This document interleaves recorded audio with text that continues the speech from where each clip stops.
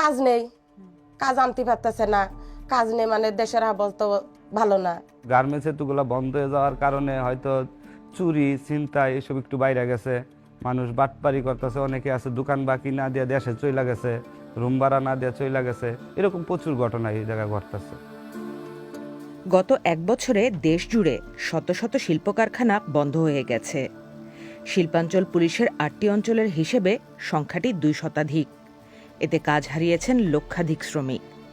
তেমন একজন নাসিমা। 5 সদস্যের পরিবারে এখন কাজ করছেন একজন। এখন মেয়েরও চাকরি নেই, আমারও চাকরি নেই। অটোর কালকে ব্যাটারি পুড়ে গেছে, আমার মানে জামাইটাও বাসায় বসা, মানে আমাদের ফ্যামিলি মানে সবাই এখন বাসায় বসার, মানে অটোর ভাড়া আছে, গার্মেন্টস এরকম প্রায় 5টায় ছুটে, সবাই মনে করে এই যে 10 টাকা দিয়ে আমরা অটোয় যাবো, সে 10 টাকা আমরা হাইটে যাবো, যে 10 টাকা বাঁচাই না আমরা মানে পোলাপানের মজা কিনে দেবো। এখন অটোরও ভাড়া নেই, এখন মানে দিন গেলে 300 400 500 যাই নিয়ে আসে, মানে কোনো রকম পানি চুন, মানে এই আর কি দিন যাচ্ছে আর কি। মানে কনে 35-36 হাজার আর কনে 15,000 কি 10-12 হাজার টাকা আমার মানে মেকআপ করতে, তাহলে আমি ঋণ হয়ে যাচ্ছি নি, মানে টেনশন ভিতরে যে ঋণটা দেবো কি করে। তৈরি পোশাক কারখানার যেগুলো চালু আছে সেখানেও কাজ না থাকায় দ্রুত ছুটি দেওয়া হচ্ছে বলে জানান অনেকে। আবার বয়সের কারণেও অনেকে কাজ পাচ্ছেন না। যে কোনো অফিসে গেলে সহজে নেয় না, বয়সের দিক দিয়ে ই করে। আশেপাশে কোনো জায়গায় তো কাজ নাই, গার্মেন্টসের ভিত্তিতে কোনো অর্ডারই নাই। আমাদের ওয়ার্কার নিয়ে কি করবে এরা? সব জিনিসের দাম বাড়ার পরে তো এই ঘটনাটা ঘটে গেছে। যে আগে আমার এই মনে করেন 7,000 টাকা হলে আমি ভালোভাবে চলতে পারছি, এখন তো মনে করেন 7,000 টাকা আর চলতে পারবো না।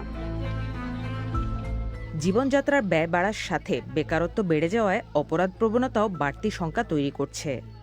যেহেতু আমি একজন জিএম, আমার বেতন 50+ ছিল, হয়তোবা আমি দীর্ঘদিন চাকরি করার ক্ষেত্রে আমি কিছু টাকা জমাইছিলাম, এই টাকাগুলো আমার প্রতি মাসে আমার এবারে যে সর্বনিম্ন 40,000 টাকা মাসে খরচ আছে, কিন্তু টোটালি 2 মাস ধরে আমার কোনো ইনকাম নেই। এখন আমার বাসায় ঢুকতে হইলে, দিনের বেলা ঢুকতে হইলেও আমি কেসি গেটে তালা মারি রাখি, যে কোনো সময় আমার বাসায় চুরি হইতে পারে, যে কোনো সময় আমার বাসায় ডাকাতি হইতে পারে, রাস্তাঘাটে আমি বাইরে না ছিনতাই হইতে পারে। এই প্রবণতাটা অনেক হারে বাইরে গেছে। বর্তমানের সাথে ভবিষ্যৎ নিয়েও উদ্বিগ্ন এমন কাজ হারানো ব্যক্তিরা। হয়তোবা আমারও কিছুদিন পরে সঞ্চয়টা শেষ হয়ে যাব, তখন আমারও কোনো বিকল্প রাস্তা খুঁজে বাইর করতে হইব, হয়তো হোক খারাপ রাস্তা হোক ভালো রাস্তা, আমার দিন শেষে খাবারের ব্যবস্থা তো করা লাগবো। হয়তো মেয়েদের স্কুলে পড়াইতেছি, হয়তো পড়াইতে পারবো না। কর্মসংস্থানের সংকট ভোগাচ্ছে বিভিন্ন পর্যায়ের মানুষকে।